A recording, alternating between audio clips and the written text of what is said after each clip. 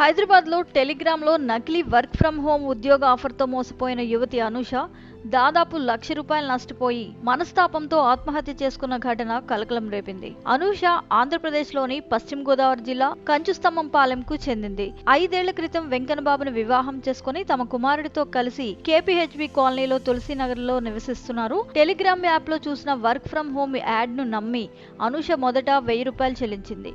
ఆమె app dash బోర్డులో 7,000 లాభం కనిపించినప్పటికీ ఆ మొత్తం బ్యాంకు ఖాతాలో జమ కాలేదు. డబ్బు విత్డ్రా చేయాలంటే మరింత పెట్టుబడి పెట్టాలని సైబర్ మోసగాళ్లు చెప్పడంతో ఆమె తన బంగారు ఆభరణాలను అమ్మి డబ్బు సమకూర్చింది. అయినప్పటికీ ₹1,00,000 నష్టపోయింది.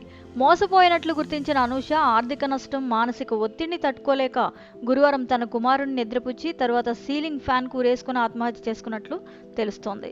మరణానికి ముందు టెలిగ్రామ్లో మోసాల గురించి హెచ్చరిస్తూ నోట్ రాసింది. ఇతరులు కూడా జాగ్రత్తగా ఉండాలని సూచించింది. పోలీసులు కేసు నమోదు చేసి సైబర్ మోసంపై దర్యాప్తు చేపట్టారు.